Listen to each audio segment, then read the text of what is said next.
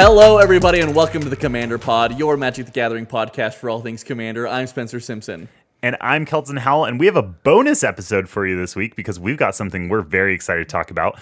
On September 30th, Wizards of the Coast posted an announcement titled On the Future of Commander.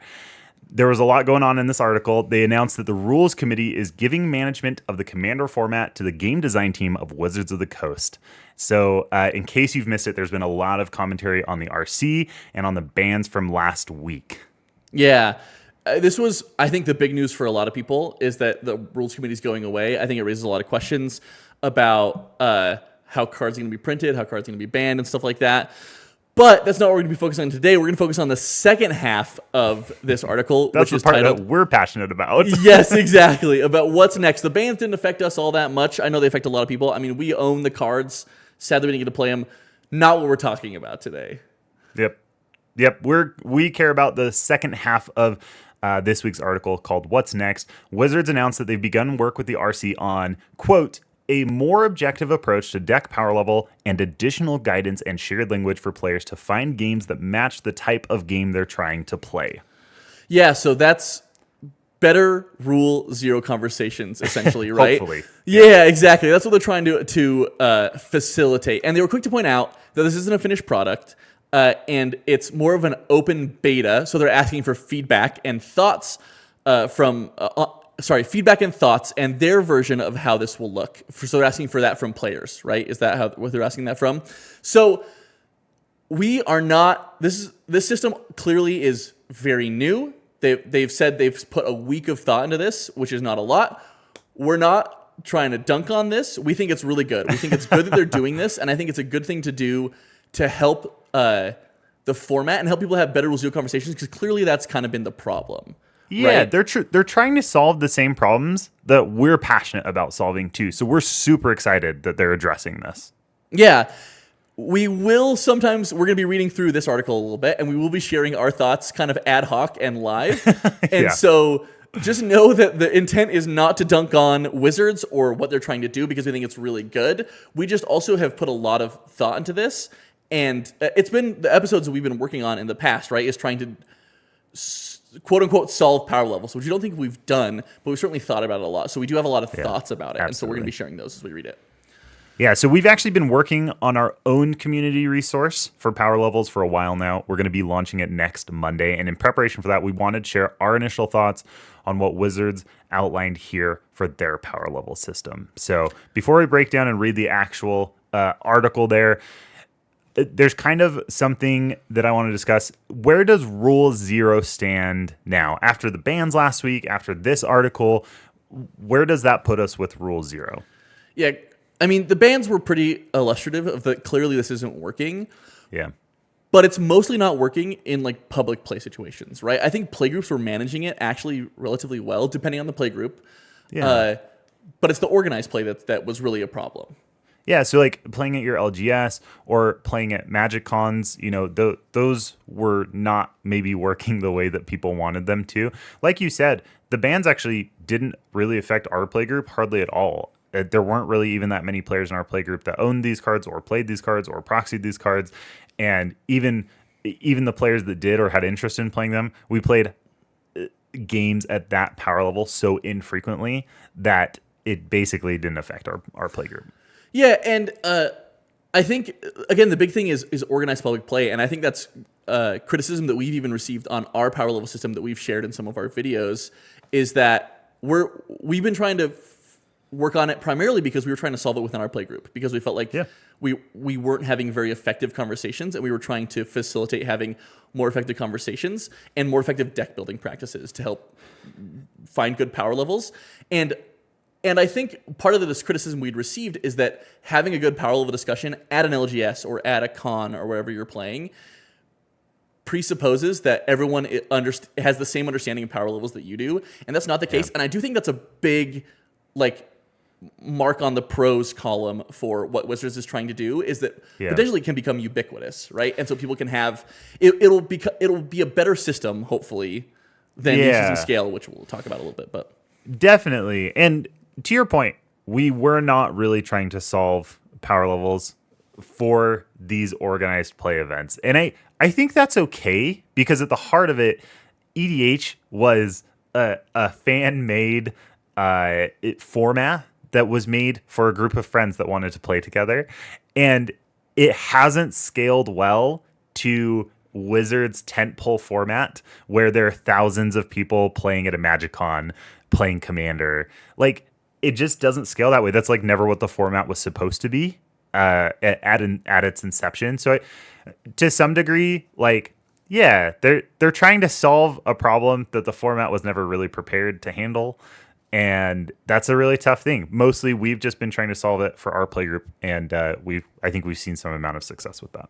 Yeah, absolutely. I think it has been a healthy paradigm for us, and that's why we're working on that resource.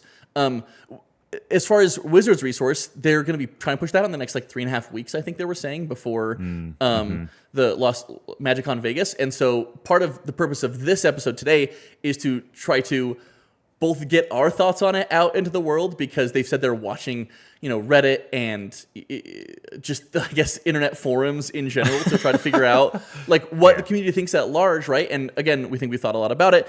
And historically, this has been solved by bans, right? Or at least attempted to be solved by bans. And that's what just happened, right? Is they banned Jeweled Lotus, Mana Crypt, Dockside Extortionist, and Nadu because it was presenting a bad play experience, and people weren't the Rule Zero conversations were not solving it, right?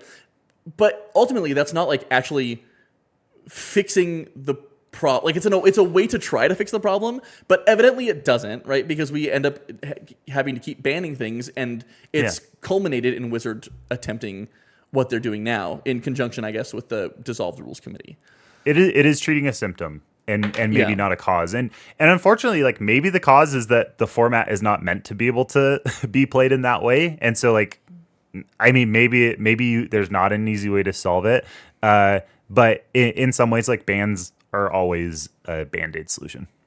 Because you just can't ban enough things to shape the format exactly how you want it to be. It would require so many Band-Aids. Yeah, for sure. And so I think really to address the cause of the issue, you do need to have Rule Zero discussions, and those Rule Zero, the understanding of what the Rule Zero discussions mean needs to be ubiquitous, and it needs to be a good scale. So we said we were going to dunk on the brackets.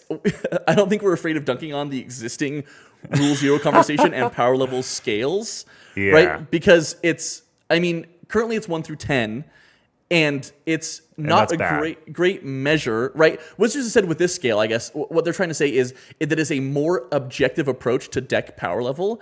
And I think what's dangerous about that is that it's an extremely subjective value, right? And so, and if you try to assign an arbitrary or objective 1 through 10, I think even trying to quantify it is tough, right? To say it's a qualitative value, right? You can't. Yeah, the power level of your deck, even the power level of any individual card, we could start trying to assign values to them. But when they're put into your deck, the deck itself has a power level that's very subjective and very difficult to quantify. So it is, power level should be more of a qualitative value than a quantitative value. And any type of 1 through 10 scale or point system or anything like that does get very difficult to manage when it comes to power levels and decks once you get all the cards in it.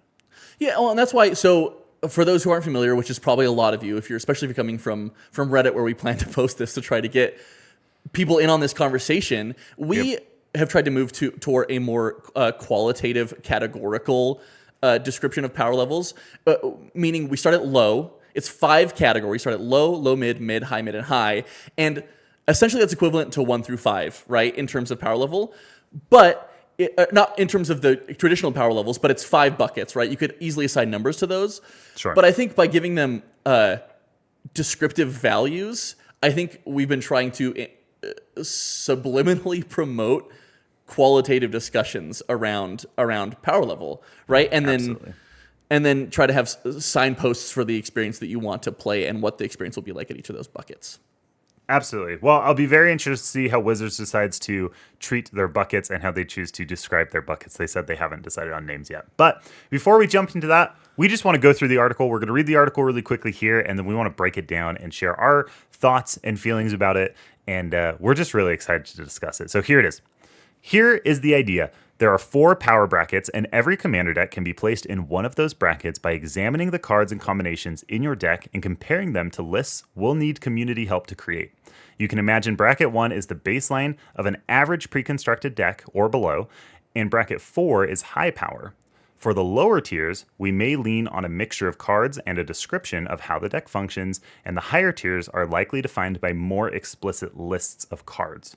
For example, you could imagine bracket 1 has cards that easily can go in any deck, like Swords to Plowshares, Grave Titan, and Cultivate, whereas bracket 4 would have cards like Vampiric Tutor, Armageddon, and Grim Monolith, cards that make games too much more consistent, lopsided, or fast than the average deck can engage with.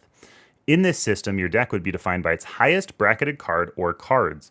This makes it clear what cards go where and what kinds of cards you can expect people to be playing. For example, if Ancient Tomb is a bracket 4 card, your deck would generally be considered a 4. But if it's part of a Tomb-themed deck, the conversation may be, my deck is a 4 with Ancient Tomb, but a 2 without it. Is that okay with everyone? Will this system guarantee perfectly matched games? No, and that might be fine at your table, but if it gets the conversation started from a shared understanding, that's already great for the table.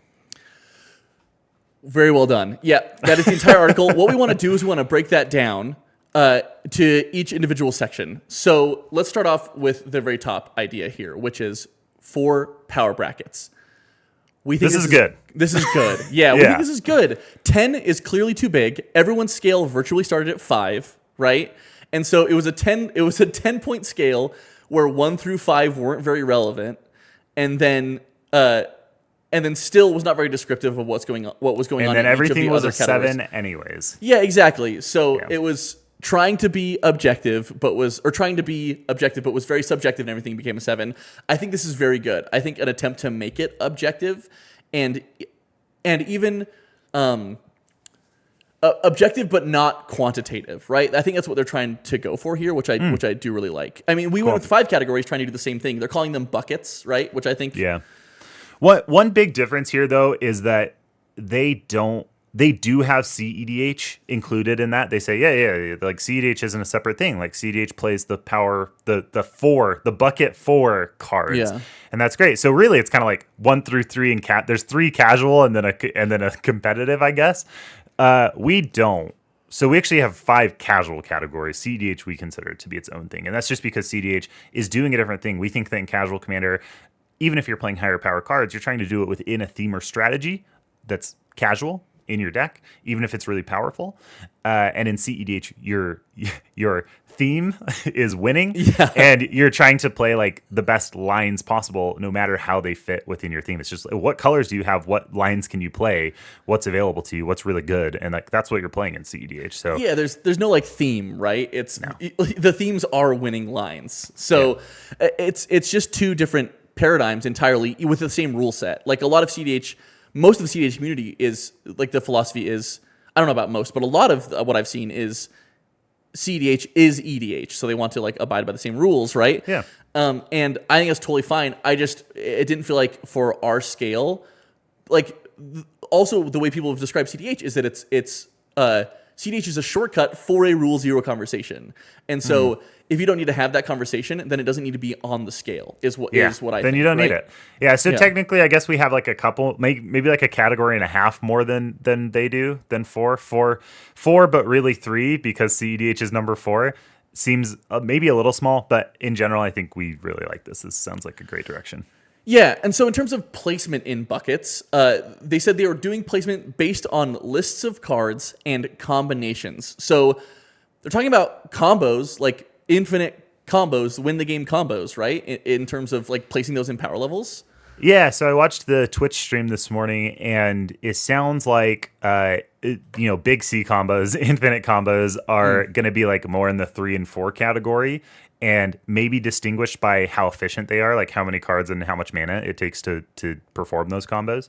And then like little C combos, like combinations that may not go infinite, those are more like the 1 to 2, it sounds like, for the most part. I Sure. don't know that they've like nailed that down yet. That was just kind of like the thought that they were maybe they were thinking out loud on that stream, but that's one of the things that they shared. Yeah, I think so. One of the signposts I think they'd shared or I'd seen shared somewhere was Exquisite Blood and Sanguine Bond as a combo, and they might put that in bucket 2, right? So this, And that seems pretty efficient for 2. yeah, I mean, a lot of what we had talked about in terms of combos, and what I've heard from other places that have tried to talk about combos in casual, I think Dylan from Play to Win had mentioned this at one point. Yeah, he has his own combo. He has his own combo rules, right? It has to be like 3 cards and over 7 mana or whatever. But I think it's kind of where we had landed in a mid power level deck and below, so not high, mid, or high on our scale, right? You're mostly playing not very combos at all, and if you are, they're like incidental and within your theme. So like, and like usually if it's a 2-card combo, it's not really incidental, right? If it's like multiple cards, like if you just have a board state that like lets you combo, then great, like you did it. Kinda, you weren't like trying to do it, yeah, exactly. Versus like, and now I play this and I win the game. Like I think that's a different. The spirit of that is different, right? Where and you said we play that in like mid and below, so like low, exactly, low, mid, and mid. Yeah, like there's a difference between stumbling upon a combo and intentionally including a combo in your deck, and I do think that's like placing them as low as a bucket 2. I mean, I don't know what else is going in bucket 2, but for me that would include our mid power levels, and we've decided that's not something we want at a mid power level, which would be I would think like the vast majority, or not the vast majority, but certainly a large amount of decks that people are playing.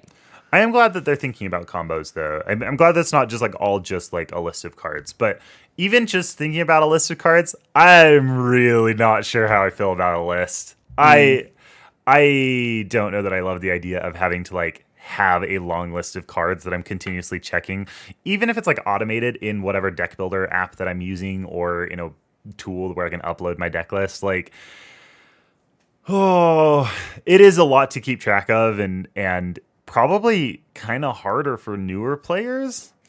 Yeah, I don't know. So part of we have done this, right? We have said, well, we don't play the free commander spells in anything less than a high mid or a 4 on our scale, right? Like we're not playing those cards in anything less than a high mid, or like Ristic Cutting and Smothering Tithe we typically playing at that power level. And I think there's a couple things. One of them is that we're being very intentional with our decks, and I guess they're kind of the same thing. And the other is that we're being very intentional with our decks, right? It goes back to deck building. And I think assigning values to cards or putting them in brackets, I think can be a very good thing, as long as it makes its way up the ladder to I'm considering these during the deck building process versus I'm sitting down at a table and now I'm saying, hey, this is like the cards that I'm playing in my deck, right? Yeah. I mean, like we as a channel have always had a deck building first mentality. Like that is where the majority of work is done on power levels, is like during deck building. You should be deck building to a power level. And in some ways having that value does help with that, because like you're getting like an immediate response to, I just added this card to my deck and I just saw the number on the deck tick up to 3 to like bucket 3, because that was a bucket 3 card and the rest of my deck was bucket 2 or below. So like in some ways it does give you like a better indication. I think it's so incredibly difficult to manage the pool of cards in Magic and in Commander. And I'm not just saying like every card in Commander, because like the majority of cards in Magic are not played in Commander, and there's actually a smaller pool. Like there's like the Commander viable ones, the things that would maybe be considered staples. Even that list is so difficult to manage, and so difficult to manage every permutation, that it's like they mentioned Swords to Plowshares. Swords to Plowshares is a bucket 1 card. That's great. We love that.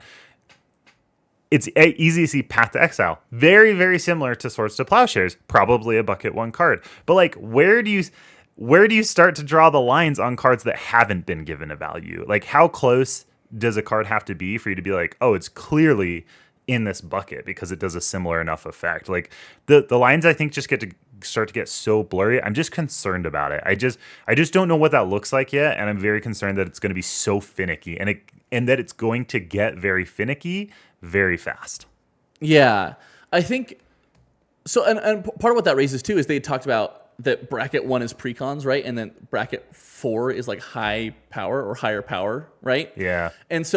And these cards are printed in precons, and they've called Swords to Plowshares as being bucket 1.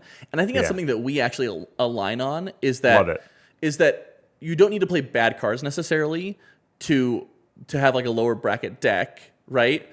And so some of these are fine in there, right? But in precons, they also print things like in a most recent precon from not the most recent precon, but from Murders at College Manor, they printed in a precon Reanimate, Toxic Deluge, Animate Dead, and Necromancy, among other things, right? And like Phyrexian Metamorph, right? So I love the idea of precons being the baseline because we do the same thing. We say no one's really playing below a precon, nor would you want to build below a precon. So it's like, precon in ours, a low power is a precon. That's like the baseline for like where we start. So we came to a very similar conclusion. What I have issues with is like if in an official Wizard sanctioned bracketing system, if precons are 1, it's like, well, okay, like, does that mean they're only going to print power level 1 cards in precons from now on?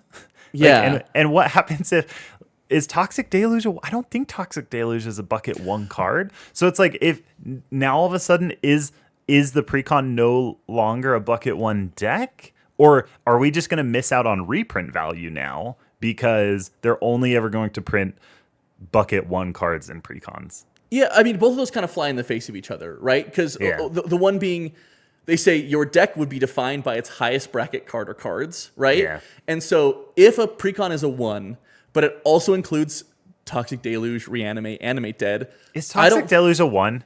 I mean, it's Can you give me like a thumbs up or a thumbs down on that? It's some of the best removal in black. I have to give it I can't imagine that it's a 1. Yeah, but at the same time, time, want them to keep printing Toxic Deluge in precons. Like, but that's just such a good source of reprint for the community. Like, that's how people get good cards. Yeah, I would say at the same time though, like Swords to Plowshares is like the best removal in white, and that's a 1. Yeah. So like, I do think there's a world where Toxic Deluge is a 1. Now, Reanimate, Animate Dead, Necromancy are very powerful cards, and I would argue aren't necessarily going in a 1, right? In our scale, we talked, again, low, mid, high has been our scale, and most of it's thematic. And I'm not including Reanimate, Animate Dead, and Necromancy in a deck until I'm building like a dedicated Reanimator deck. Even like a zombie deck, I'm not including those in the deck. At a lower power level. At a lower power level, yeah, exactly. And so I do think those could potentially. I don't know where they would fall. Assigning objective values to these cards is going to be so hard. It's going to be so hard. It's going to be so rough. It's going to be so incredibly difficult. But the point of it being the highest power card in your deck determines the power level of your deck is, first of all, we don't think is good, but also contradicts, right, that precons are 1s. Right? Yeah. So it's like, do precons actually have different buckets depending on which cards are on them? And then I have to remember, if I sit down at a table and I'm like, oh, we're playing precons. I'm like, great. And I pull out my precon and they're like, oh, our precons are all bucket 1 and yours is a bucket 2 precon. And I'm like, great. I once again, I think it just gets very finicky very fast. And so I'm interested in solving this problem. I want to solve this problem. I'm glad that they're trying to solve this problem. These are just like my honest reactions to it. Yeah, no, for sure. And I think another thing that we've talked about is like, is one of the things we've been pushing a lot is that a good power levels discussion presupposes good deck building practices, right? Yeah. Which is, we talk about eating your vegetables, which is running the right amount of card draw, interaction, and ramp. And part of our power level system was a low power, and then a low mid power was a low power, our precons, that's the baseline. Low mid are like fixed precons, basically. You're fixing the vegetables because they're not all good. I think one good thing that could come out of this is that they just say, hey, we're combining those two, and your 1s are now like eating their vegetables. And so and we get rid of all the sub themes that don't make sense in the deck that make the deck less consistent. Yeah, for sure. That's historically been a problem with precons. Recently, it's been better, but much better for sure. Okay, so the next part of this article is that lower tiers are described by a mixture of cards and descriptions of how the deck functions, and then higher tiers will be described by an explicit list of cards. Yeah, this makes good. This makes a good amount of sense. I do think where this breaks down is where we're talking specifically about just the cards you're including and not the strategy that you're playing, right? Mm-hmm. Like, they said like descriptions of how the deck functions Oh, sure. And that's at lower power levels. I'm really hoping, you're yeah, right. and that's Yeah, at lower yeah, power yeah. levels. I'm Oh, you're really right. hoping that means like the strategy of the deck. I'm sorry. I glazed entirely over that. Yes. I assume it does, because that is like just a huge factor for power levels, and Yeah. I think we took a very similar approach to this. I think this is just Yeah. like super super similar to us.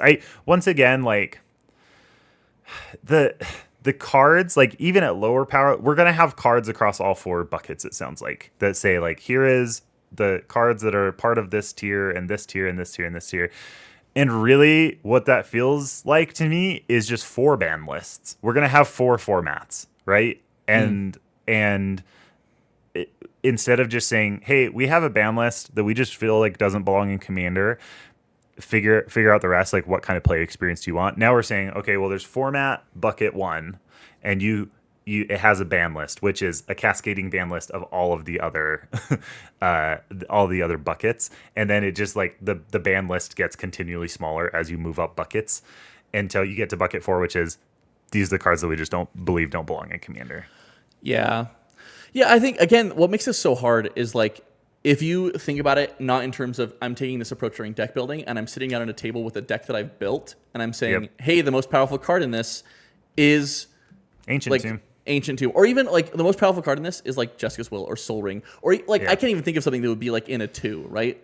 But yeah, like, because I don't know what 2s and 3s actually look like right now. I just have concept of 1 and 4. Both ends of it, right? But, like... Jessica's Will. That's a great example. Super powerful card. Sure. I think part of what you have to do, right, is you have to... Descriptions of how the deck functions is great when you're, like... It's fine when you're sitting on a table. If that's the only deck you brought and you said, hey, this deck, like, it's only a 2, but it wins by turn 5 or whatever, then it's like, okay, well, that's what do I not do a with that 2. information? It's playing 2 cards, but it's not a 2 power level deck or whatever.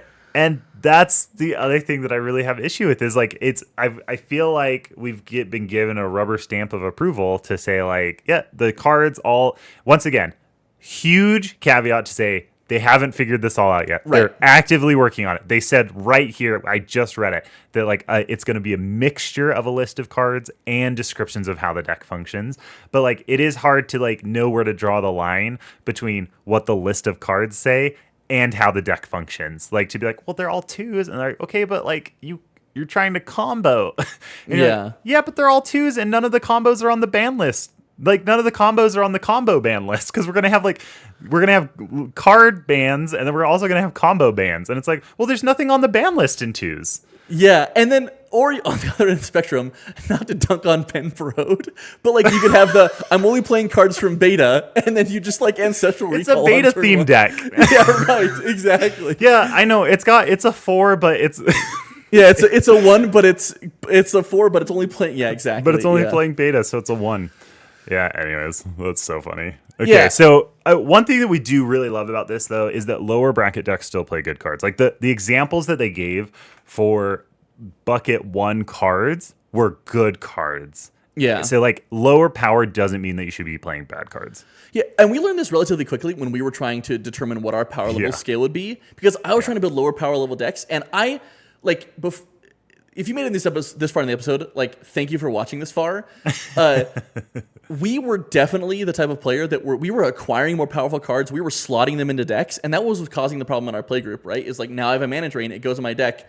No one else is playing anything even close to Mana Drain, right? Yep. And so we thought, well, let's just play bad cards then to build these decks. And we decided that's not how it works, because then it's just not fun, right? Yeah. So what it comes down to is like your strategy and how that changes. And really what it comes down to is the quality of like the vegetables that you're playing, which is how good of card draw you're playing, how good of ramp, and how good of interaction. And I think really what we landed on is mostly like, what is determining the power level of the deck is like the quality of those, but also the quantity of interaction is determining the power level of the deck as well. Absolutely. Yep, absolutely. So play good cards. There's nothing wrong with playing good cards in low power level decks. Love it. The next point is that higher bracket decks contain cards that make the game much more consistent, lopsided, or fast. Yep. I think we agree on like what makes a higher bracket deck. I think that sounds awesome. We feel exactly the same way. Like our guidelines follow this exact same methodology. Yep. The next one here is that your deck would be defined by its highest bracket card or cards.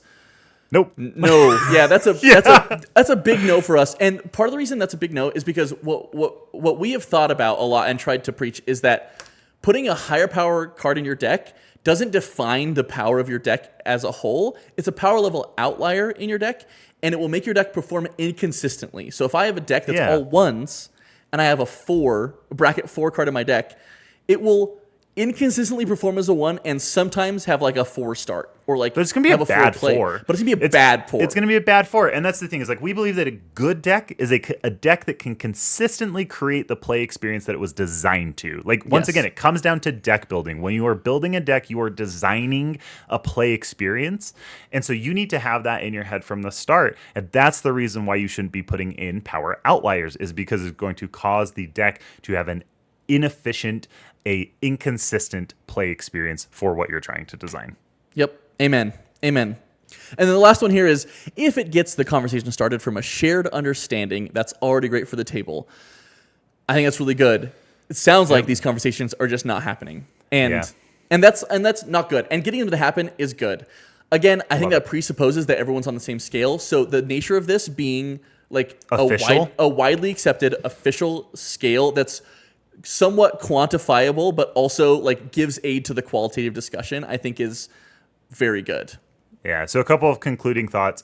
We've said this many times throughout the episode. It is just firmly what we believe is the channel. It's the power level should primarily be quote unquote solved during deck building. And I do think that like this does help a little bit in the sense that you're going to have a visual indicator probably in a UI or something, or like a very clear indicator that your point value has all of a sudden jumped too high because you included a card. Yeah, it sounds like tools like Architect, Moxfield are going to be incorporating this into their UIs or whatever to help you do that. But I think really what needs to happen is that we as a player base need to have a mentality shift that you don't just like build a deck and then go sit down and say, I mean, I think this is a 7 or whatever, right? Like, but you need to be building your deck to a specific power level. And I think these tools will be able to assist with that. But like the spirit of it is, don't even just follow the tools and say, well, the highest power level of my card is a 2 in my deck, because also your strategy plays into that, right? Totally. And I also just want to quickly point out that I do think that seems, once again, I wasn't there when EDH was made. All I know is like what I've read on the internet about where EDH came from and the origins. This feels very true to the spirit of EDH, the original intent, which was like, hey, it's a social, casual format that you're playing with your friends. Like your goal is to have fun with your friends to create a certain play experience in casual Commander. We also love competitive Commander. That's great. But in casual Commander, what you're designing is a social experience, and that's what you should be doing during deck building. Right, and that doesn't come down just to whatever buckets your cards are falling into. Like we learned this pretty quickly. We played a budget night with some friends, and Keltson and I, he built a Malcolm and Breaches Storm like combo deck, and I built a Vadric Storm deck, and each of us won on like turn 4 and 5 in a game. And we knew that this was a $25 budget night. $25 budget. They were not playing cards that would be above, I would imagine, a bucket 1. Yeah.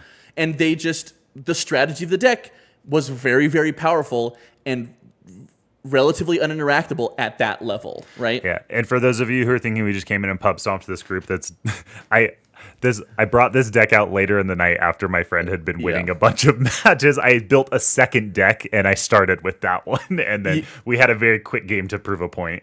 We'd had discussions about whether budget decks could be very good, and so we decided to do those to see. And another example would be like Light Paws, though, right? Like I think that's a classic example of like a very, very powerful deck that can be built on a budget. Is that you can just I think you kind of got steamrolled by one of these unexpectedly. I did, I played like a 1v1 game against Light Paws, which is like not what you want to be doing ever because it just gets protection from everything, and then you can't do anything about it. Oh, it's so funny. So they do mention that description of how the deck functions will be used in combination with cards, and I think that's very important because you can't. If you just talk about cards, you're in a bad place, and if you just talk about how the deck functions, you're also in a bad place. Yeah, and so but it's also very subjective and difficult to manage compared to an explicit list of cards. Because, like a Light Paws example, what do you say? We're banning enchantment decks. We're banning Aura decks. We're banning Voltron decks. Like, what are we banning and at what tier? So it's like it is going to be a lot more difficult to manage that like strategy portion. Yeah, it's gonna be tough. which is why we really feel like it is on, like, the player needs to own it when they're deck building, to say, like, I'm trying to design this kind of experience. Is this kind of the experience I would want in this kind of a game? Yeah, absolutely. Yeah. And we also recognize that to some degree it comes down to experience and being able to play a lot. Like, you can goldfish a deck all you want, and then you sit down and play it, and you're like, whoa, that stopped. Oh, that didn't feel good. Yeah, right, exactly. And so it again, it's even tough to manage from a player perspective, but I do think that's where it needs to start. We can't just say, Wizards, please fix this for us. I think we can hopefully depend on them to give us like some good structure to do that with, right?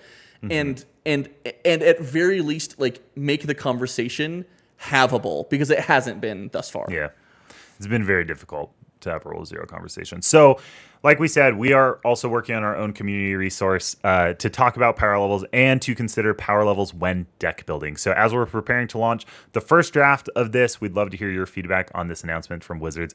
What do you think this is going to look like? What might work well? What do you think is going to create problems? We just really want to hear what you all think. Yeah, please. They've said they were going to listen to the community, so have a voice. This have is a your voice and chance. help them. Yeah, exactly. Yeah. We're also going to be releasing our power level system that we've been working on next Monday. It will quickly be replaced by whatever Wizards is, and we're gonna change it to whatever they do and try to adjust it and give our thoughts on it. But we have a lot of thoughts on it, and hopefully we'll be able to help with the deck building portion of the discussion, because that is what we've been focusing on. So everybody, thank you for listening to this emergency bonus episode about power levels and deck building, and we hope to see you next Monday. And until then, remember to always pay the one.